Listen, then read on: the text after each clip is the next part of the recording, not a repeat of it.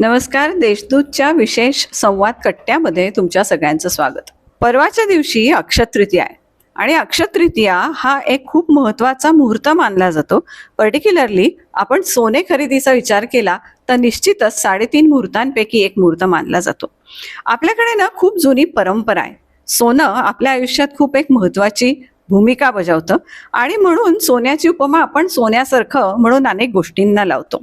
हे इतकं महत्त्व आहे की ते सोनं घालणं, त्याचे दागिने घालणं हा जितका एक गौरवास्पद असलेली बाब आहे, तितकंच त्याला एक व्हॅल्यू आहे, त्याला एक काहीतरी संचित आहे आणि त्याचा वापर कसा होऊ शकतो याच्याबाबतचे सुद्धा पूर्वांपार आलेले आपल्याकडे काही संकेत आहेत. या सगळ्या सोन्याच्या बाजाराविषयी, त्याच्या भावाविषयी आणि त्याच्या महत्त्वाविषयी आज आपण हा विशेष कट्टा करतोय अक्षय तृतीयेच्या मुहूर्तावर.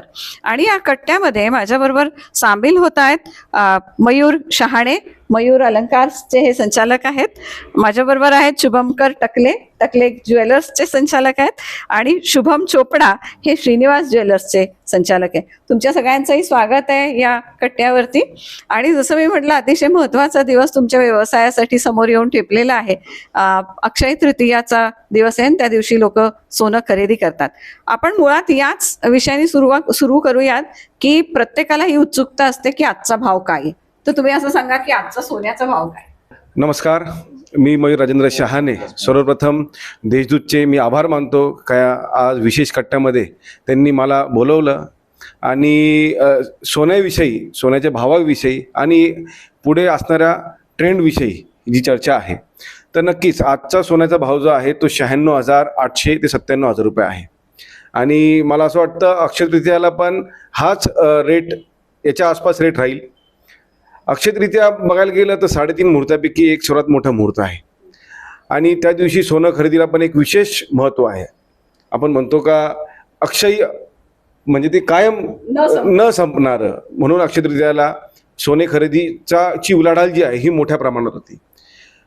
मार्केट रेट आज जरी भाव वाढलेले असेल तरी सुद्धा ग्राहकांमध्ये एक चैतन्याचं वातावरण आहे, कारण की ग्राहकांकडे असणारं सोनं त्याची पण व्हॅल्यू वाढलेली आहे आणि ग्राहकांना एक लक्षात आलेलं आहे का आपल्याकडे असणारी सोनं जे आहे हेच आपल्याला आपत्कालीन काळात किंवा कोणती पण गोष्ट ज्या टायमाला ग्राहकांना समजा जर जागा जमीन घ्यायची असेल, घर घ्यायचं असेल किंवा जसं हॉस्पिटल्स आहे, बऱ्याच ठिकाणी जर आपल्याला जर पैसे 11th आवरला तर कोणती कमोडिटी देणार असेल तर ते नक्कीच सोनं आहे.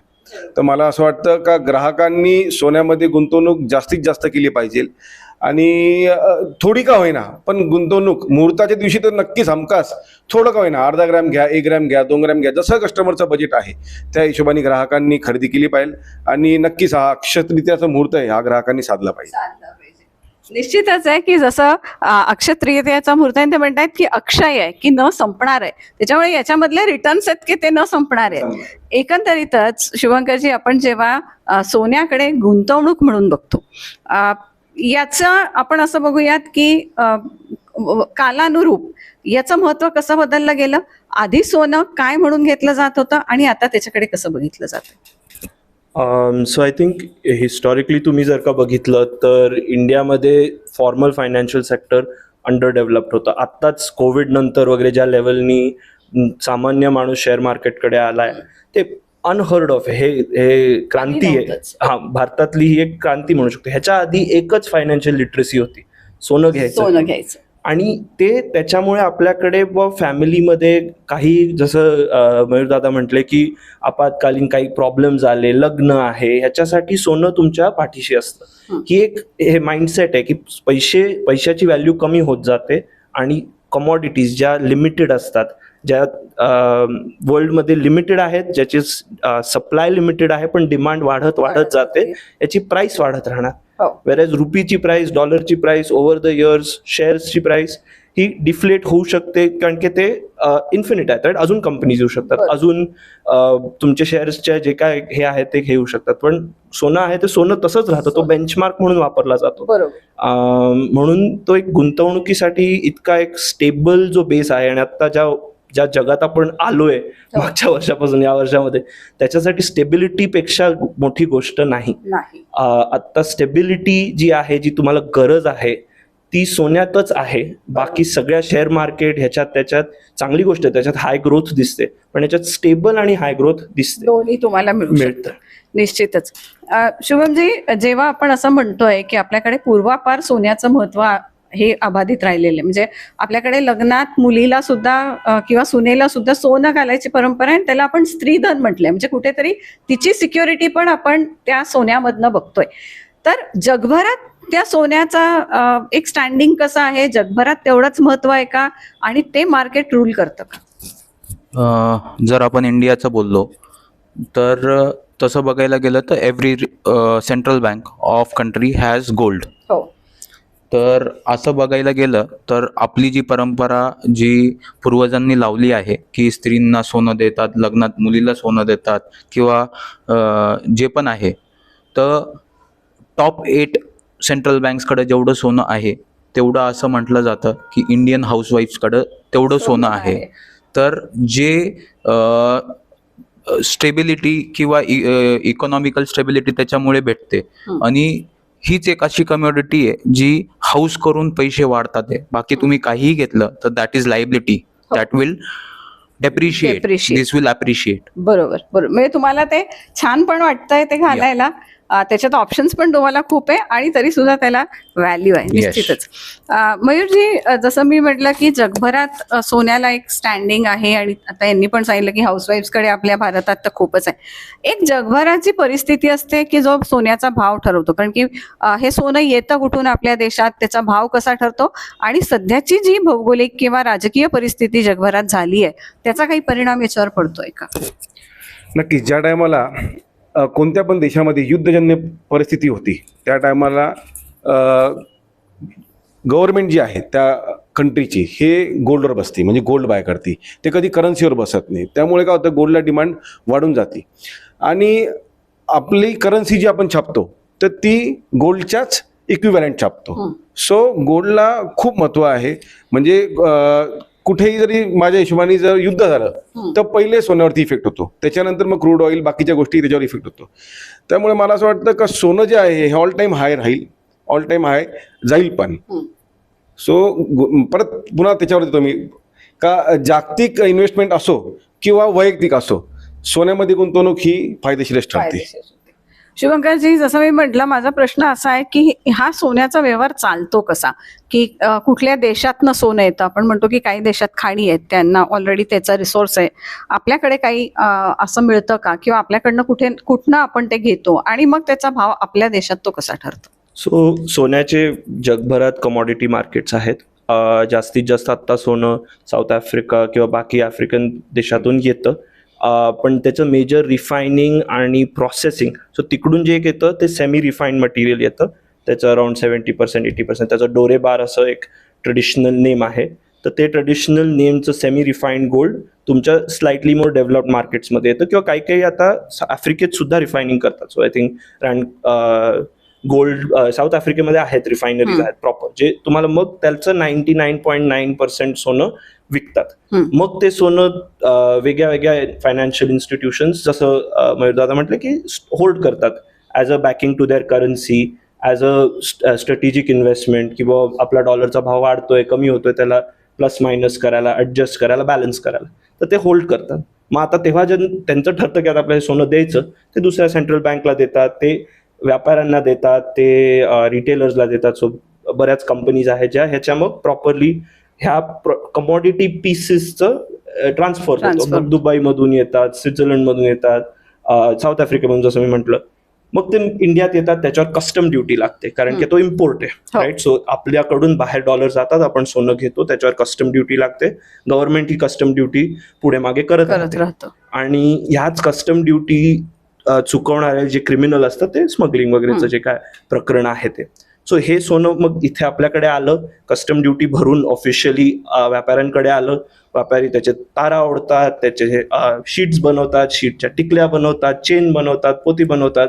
मग मयूरदादा दुकानात जातात, मग विकत घेतात, आम्ही त्यांच्यावर भाव करतो, प्लस मायनस करतो. या सगळ्या व्यापाऱ्याच्या एक एक एक स्टेजमध्ये 1%, 0.5%, प्लस मायनस पुल हे ते करून मग आम्ही एक आपल्या गिरायकाला काय आवडेल असा दागिना हे ते एक सेटअप बनवतो. म्हणजे याच्या मागे प्रोसेस खूप मोठी खूप आहे मोठी आहे, की खूप जे मोठी तुमच्या शोरूम मध्ये आज आम्हाला एखादा दागिना दिसतोय किंवा एखादी बांगडी दिसते किंवा एखादा नेकलेस दिसतोय, त्याच्या मागे प्रोसेस ही खूप मोठी आहे आणि प्रत्येक टप्प्याला त्याचा कुठेतरी अप्रिसिएशन होत होत होत करेक्ट. पण ते अप्रिसिएशन तुम्ही बाकी बघितलं कमॉडिटीज मध्ये, म्हणजे तुमचं 100 रुपये मीटरचं कॉटन तुमचं 10,000ची जाराची बॅग बनू शकते. सोन्यामध्ये तसं नाहीये. तुम्ही जर का आमच्याकडून बिस्किट घेतलं वर्ष, तुम्ही Dubai custom duty plus may be 2-3% घासून घिसून एवढाच फरक. कारण की इतके टाईट मार्जिन, इतकं कम्पिटेटिव्ह मार्केट आहे की तुम्हाला कोणालाच असं काही क्रेझी हे नाहीये. सो तुम्ही एक नामांकित ज्वेलर कडून घ्या, हॉलमार्क ज्वेलरी घ्या, तर तुम्हाला एक स्टँडर्ड सिमिलर प्राइस मिळेल. मग तुमचं रिलेशनशिप आहे, तुम्हाला त्यांचं डिझाईन्स आवडतात, त्याच्यावर एक कॉम्पिटिशन आहे, आपण एक चांगल्या फ्री मार्केटमध्ये आहोत,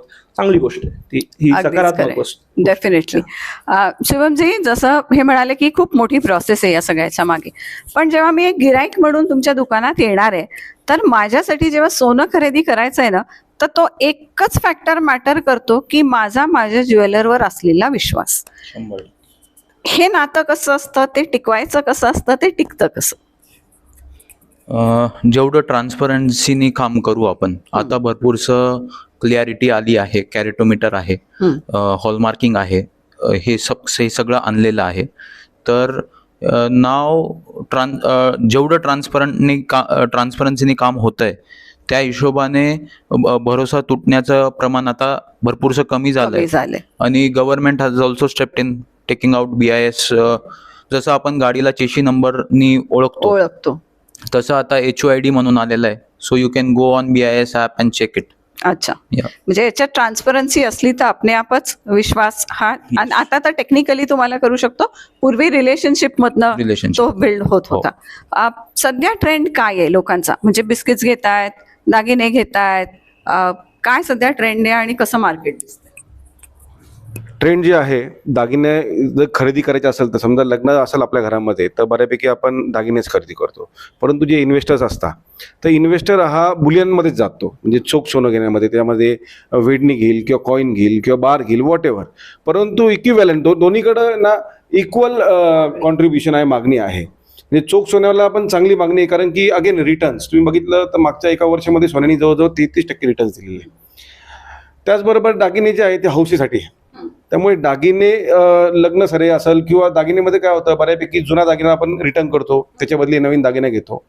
त्यामुळे हाऊसमौजसाठी दागिना वापरला जातो, दागिना घेतला जातो आणि चोख सोनं हे इन्व्हेस्टमेंट म्हणून घेतलं जातं. शिवंकरजी, जसं यांनी म्हटलं की दोन्ही प्रकारच्या याला मागणी आहे. आपल्याकडे जेव्हा आपण दागिन्याचा भाग बघतो तर तिथे एक कर्णावळ पण असते, मेकिंग चार्ज पण त्या दागिन्याचा असतो. आणि इथेच मला वाटतं लोकांचं कुठेतरी कॉम्पिटिटिव्ह एज असतं की याच्याकडे किती आहे, तो किती डिस्काउंट देतोय आणि या मेकिंग चार्जेसचं काय. What are these making charges आणि नेमकं कशावर हे लावले जातात? सो जसं मी तुम्हाला सांगितलं राईट, सोनं येतं ते रिफाईन होतं, रिफायनिंगमध्ये पण लॉस असतो. तुम्ही जेव्हा सोनं येतं ते 70% 80% जर का खाणीतनं आलं, त्याचे डोरे बार झाले, त्याला ऍसिडमध्ये गाळावं लागतं, त्यातलं कॉपर चांदी निघून जातं, तुमचे सोन्याचे पैसे झिरो होतात राईट. सो ह्या प्रोसेसिंगमध्ये ह्या कॉस्ट ऍड होतात. आणि सिमिलरली जेव्हा तुम्ही मॅन्युफॅक्चरिंग प्रोसेस करता, जर का तुम्ही स्टीलचा कुठला प्लांट पाहिला असेल किंवा मॅन्युफॅक्चरिंग होताना काही व्हील किंवा काही हे पाहिलं असेल, मशिनिंग होतं, मिलिंग होतं, शीट मेकिंग होतं, साईड एजेस जातात, हे सगळं ज्वेलरीमध्ये पण होतं. Jewellery is also good right. त्याच्यात वेस्टेज असतं, ते वेस्टेज आम्हाला पण लागतं, आमची पण त्याच्यात मार्जिन असते. आम्ही काही चॅरिटी आणि पण आम्हालाही त्याची एक इनपुट घडणावळ असते. असं नाहीये की आम्ही मनगडन एक लावतो, आम्हालाही माहितीये त्याला एक इनपुट प्रोसेसिंग कॉस्ट आहे आणि ती आउटपुट प्रोसेसिंग कॉस्ट त्याच्याशी प्रोपोर्शनेट आणि कमेन्शरेट असते. Processing cost, processing cost 100%. कारण की ते करणाऱ्यालाही तुम्हाला पैसे द्यायला लागतात, त्याचं लेबर आहे. लेबर तर म्हणजे तो मोठा मुद्दा आहे की तो किती फाईन कारिगर आहे, तो किती सुंदर दागिना बनवू शकतो, त्या सौंदर्याला सुद्धा व्हॅल्यू आहे. तुम्ही आता ह्यांनी छान पुष्कराज घातलाय, आता त्यांनी तो 4-5 लाख रुपयाचा पुष्कराज कुठल्या कारिगरकडे देणार, हा महत्वाचा मुद्दा आहे. जर का त्यांनी दिला एक मोठी क्रॅक मारून, तो जो न क्रॅक मारणार आहे तो घेईल ना 4 पैसे एक्स्ट्रा, आणि आपण देऊ ते हक्काने आणि तुम्ही पण द्याल, ग्राहकांनी पण द्यावं. स्किल मॅटर्स, त्या स्किलचे पैसे आहेत आणि ते आपल्याला मोजावे लागतात, जसे कुठल्याही वेगळ्या इंडस्ट्रीमध्ये. डेफिनेटली, म्हणजे स्किल मॅटर्स एव्हरीवेअर, तसं या इंडस्ट्रीमध्ये सुद्धा skill matters. I'll just add up. इथं ज्वेलरीमध्ये 2 भूमिका निभावतं कस्टमर. हं, तेव्हा जेव्हा त्यांचं जुनं सोनं देतात तेव्हा ते आमचे सप्लायर असतात, बरोबर. आणि जेव्हा ते आमच्या काउंटरवरून विकत घेतात ते आमचे कस्टमर कस्टमर असतात. असतात. म्हणून जास्त पेन होतो. बरोबर. तुम्ही फर्निचर बनवता घरात, तुम्ही मटेरियल आणून देतात, त्याच्यातलं वेस्टेज तुम्ही सहन करता, तरी 30% लेबर देतात. आम्ही इथं 12%, 13%, 15% लेबर मागतो सगळं करून, हं. तरी ते जीवावर येतं, कारण की 2 टोकाची भूमिका निभावतात ते. ऍब्सोल्युटली. पण मला असं वाटतं हा प्रश्न एवढ्यासाठीच होता की आपल्या दर्शकांना हे समजावं की making cost is a skill cost, आणि त्याच्याशिवाय तुम्हाला तो दागिना घडवून मिळणार नाहीये. त्याच्या मागे प्रोसेस आहे, आणि त्या प्रोसेसिंगला ऑफकोर्स काहीतरी क्रिएट करायचंय, तर त्याला लागणार बिस्किट थोडी हा. लोकांना दागिना घालायचं. सुंदर असला पाहिजे, तुमची अंगठी पण छान पाहिजे. थँक्यू. त्यालाही मेकिंग कॉस्ट आहे. सो ऑल दिस मॅटर्स. म्हणजे जरी का तुम्ही एक बुलियन मार्केट बघितलं, एक सोन्याचा बाजार बघितला, तरी सुद्धा त्याच्यात खूप बारीक बारीक गोष्टी आहेत, त्याचे बारकावे आहेत. आणि हे जे सगळं सांगतायत तसं या एक इन्व्हेस्टमेंटला कुठेतरी एक स्टॅबिलिटी आहे, कुठेतरी स्थैर्य आहे, आणि त्याची वाढत जाणारी किंमत आहे. मयूरजी, या सगळ्या मार्केटमध्ये खूप वेगवेगळ्या कॉन्सेप्ट येत असतात. सध्या ही कॉन्सेप्ट खूप चर्चिली जाते, ती आहे डिजिटल गोल्डची. काय आहे डिजिटल गोल्ड? बिलकुल. सध्या सर्वात ट्रेंडिंग कॉन्सेप्ट आहे डिजिटल गोल्ड. ॲक्च्युली हे जे ॲप्लिकेशन आहे, हे जे प्लॅटफॉर्म आहे, याच्यामध्ये तुम्ही 24/7 सोनं खरेदी पण करू शकता, सोनं विकू पण शकता, सोनं गिफ्ट पण करू शकता, किंवा तुम्हाला जर सोनं रिडीम करायचं असेल तर रिडीमही करू शकता. आणि बेसिकली याचा बेनिफिट असा आहे का आपण ज्वेलर्सच्या दुकानी गेलो तर आपल्याला मिनिमम अर्धा ग्रॅम 1 ग्रॅम सोनं खरेदी करायचं. म्हणजे इथं आपण 10 रुपये आणि 20 रुपये सोनं घेऊ शकत नाही कुठे, फिजिकल मार्केटला. बट डिजिटल गोल्डच्या प्लॅटफॉर्मवरती आपण 10 रुपयापासून सोनं खरेदी करू शकतो. तर ते आपली काय बाईंग कॅपॅसिटी आहे तिथपर्यंत. आणि राहिला विषय तो तुमचा डिलिव्हरीचा, तर या केसमध्ये आपण एखाद्या ज्वेलर्सच्या ॲपमधनं आपण जर समजा सोनं खरेदी केलेलं आहे आणि आपली एक हँडसम अमाऊंट झाली, समजा 2 ग्रॅम, 5 ग्रॅम, 10 ग्रॅम, या पटीमध्ये आपण त्याकडे जाऊन ते रिडीम करून त्याकडनं ते सोनं घेऊ पण शकतो. म्हणजे आपण त्याच्यामध्ये कलेक्ट करू शकतो. Shubhamji, how would you explain this concept की मला थोडं गोल्ड घ्यायचंय, माझी नाही बाईंग कपॅसिटी आहे, पण मला थोडे पैसे देऊन गोल्ड करायचंय, आणि मग ते एकन साचलं की मग तुम्ही ते डिलिव्हर करता. हाऊ डज द हे प्रोसेस? सिम्पल टर्म्स मध्ये सांगायचं मॅडम, तर it is SIP. Okay. It is SIP for buying gold. Gold. For example, तुम्ही 100 रुपये रोज बाजूला टाकू शकता सोन्यासाठी. तर तुम्ही 100 रुपये every day go to that app and put it there. तर ते तुम्हाला ॲव्हरेज कॉस्टमध्ये सोनं भेटेल तुम्हाला. फॉर एक्झाम्पल, तुमचं एक दिवशी 90,000 रुपयाने बाय झालं, एक दिवशी 88ने बाय झालं, एक दिवशी 92ने बाय झालं, तर average cost is 90 rupees. So you get the gold with the average cost whenever you buy. आणि तसं तुम्ही हळूहळू तुमचं सोनं जमा करू शकतात. रोज आता एक सोबत तुम्हाला 10 ग्रॅम घ्यायला सांगितलं, लाख रुपये होतात. That is much difficult for a common man. पण तो 100 रुपये प्रमाणे केलं त्यांनी, तरी तो वर्षाला 3 ते 5 ग्रॅम सोनं जमा करू शकतो. निश्चितच. म्हणजे याच्यात वेगवेगळ्या पद्धती येत आहेत की ज्याच्यामुळे तुम्ही सोन्यामध्ये अतिशय तुमच्या सुलभतेने, तुमच्या सोयीने इन्व्हेस्टमेंट ही करू शकता. मयूरजी, आता आपण बघतोय की आपल्याकडे साधारण 3 पिढ्या असतात, आणि आपले आजी आजोबा म्हणतात, अरे बापरे, काय हे कुठे चाललंय हे सोनं, आणि आता लागभराला गेलंय. तर हा पिढ्याचा बघण्याचा दृष्टिकोन आहे. आजची जी पिढी आहे त्यांनी ते स्वीकारलेलं आहे, आणि त्या हिशोबाने ते त्या सोन्याकडे बघतात. कुठपर्यंत जाऊ शकतात हे भाव येत्या काळात? मध्यंतरी ना एक रुमर आला होता का सोनं 56,000 होणार आहे, आणि ते रुमर फेल गेला. बरोबर. ऍक्च्युली ती बातमी जी होती ना, ती एक जुनी बातमी ती फार. त्याला डेट चेंज करून ती परत रिवाइज केली आणि ती बातमी आली. अशा वेळेस आहे ना, बऱ्याच ग्राहकांनी ना प्रॉफिट बुकिंग चालू केली. त्या टायमाला 88,000, 89,000 मध्ये लोकांनी ना सोनं मोडलं. तर ह्या टायमाला आम्ही जेव्हा गिरायकांना विचारायचो का तुम्ही हे का बरं मोडताय, तर कस्टमरचं एकच म्हणणं होतं का आम्ही सोशल मीडिया प्लॅटफॉर्मवरती अशा काही बातम्या बघितल्या आहे का सोनं 56,000 रुपये, 55,000 रुपये होणार आहे. आणि त्या टायमाला ग्राहकांनी सोनं मोडलं. आणि सोनं ठीक आहे, 2 दिवस करेक्शन आले 1500 रुपयाचे, पण त्याच्यानंतर मला असं वाटतं सोनं थांबलंच नाही. सोनं डायरेक्ट म्हणजे 88वरनं 90, 92, 94, आता आज लाखवर येऊन टिकलेलं आहे सोनं. सो पहिले पण लोक म्हणायचे की सोनं जे आहे हे घेऊन ठेवलं पाहिजे. सोन्याचे भाव कधीच रिवर्स झालेले नाही. सोनं जे वाढत गेलं ते वाढलेलंच आहे. तुम्ही बघा करोना काळामध्ये पण सोनं वाढलंच. त्याच्यानंतर आत्ता देखील आता मध्ये एका वर्षामध्ये तर भाव खूपच जास्त वाढलेले. तर येत्या काळामध्ये मला असं वाटतं ह्या इयर एंड पर्यंत 1,10,000 रुपये सोनं होईल. म्हणजे त्याचे रिटर्न्स तुम्हाला तेवढे रिटर्न चांगलेच भेटणार. आणि जसं यांनी सांगितलं मग का सोनं जे आहे तुमची हाऊस पण होती आणि गुंतवणूक पण होती. गुंतवणूक पण. त्यामुळे सोनं मी परत सांगेल का घेतलंच पाहिजे. थोडं का होईना सोन्यामध्ये गुंतवणूक पाहिजे. शिवंकरजी, जसं आपण सोन्याबद्दल बोलतोय तर बऱ्याच जणांचा कल हा चांदीमध्ये इन्व्हेस्ट करण्याचा पण असतो. तर ते मार्केट कसं चालतं? मार्केट चांदी आणि सोनं तसं युजली काफी अलाइंड चालतं. म्हणजे हे एक ट्रेडिशनल विजडम आहे की 1 किलो सोन्याला एक पर्टिक्युलर अमाऊंट, इतरी 800-900 ग्रॅम, हे म्हणजे एक आहे त्याचं गणित. तर तेवढं चालतं आणि तेवढं मेजरेबली चालतं. पण हेही म्हणेन त्याच्यात एक स्टार आहे, चांदीमध्ये 1-2दा बबल्स झालेले आहेत.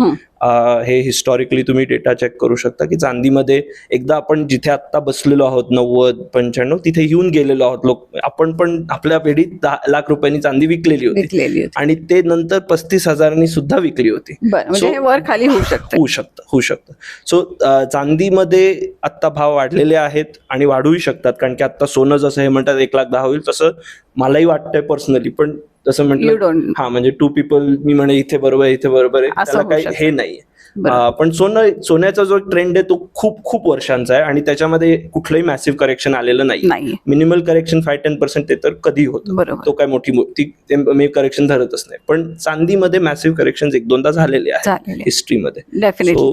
चांदीचं जर का आपण मार्केट बघितलं तर जसं तुम्ही म्हणालात मगाशी की सोन्यामध्ये हाऊस पण आहे, तसं चांदीमध्ये लोकांना चांदीच्या वस्तू म्हणजे ताटं असणं, आपल्याकडे भांडी असणं किंवा पेले असणं आणि त्याचं एक प्रेस्टिज असणं, हा सुद्धा एक सेंटिमेंटचा भाग आहे, नाही का? लोक अशामध्ये इन्व्हेस्ट करतायत. हो, चांगल्या प्रकारे इन्व्हेस्टमेंट होत आहे भांडींमध्ये इन्व्हेस्टमेंट त्याच्यामध्ये 2 वे ऑफ लुकिंग आहे. एक it is a prestigious issue. Second, it has an scientific value also. So silver is the best conductor of electricity as well as heat.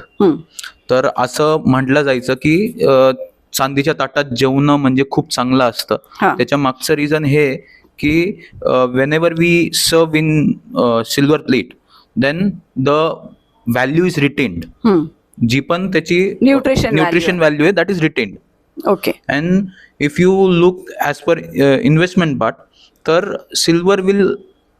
Silver आणि गोल्ड हे अर्ध्या रात्री liquid होणारा metal आहे आणि जवळपास they are giving approx 10-11% CAGR from last 60 years. बरोबर. सिल्वरचे आता ऑर्नामेंट्स कडे पण ट्रेंड वाढलाय ना, चांदीच्या दागिन्यांकडे. म्हणजे आता जास्त ऑर्नामेंटल ज्वेलरी ही सिल्वर मध्ये येते. नक्कीच. स्टर्लिंग सिल्वर म्हणून एक बऱ्याच वर्षापासून आहे आणि स्टर्लिंग सिल्वरची ज्वेलरी जी आहे ती पण सध्या खूप ट्रेंडमध्ये आहे.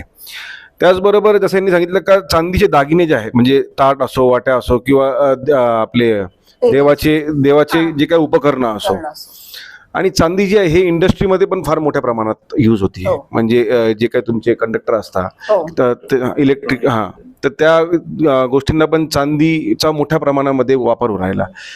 तर चांदी पण सोन्यासारखीच आहे आणि चांदी पण येत्या काळामध्ये चांगल्या प्रकारे रिटर्न्स देईल असं वाटतं. येस.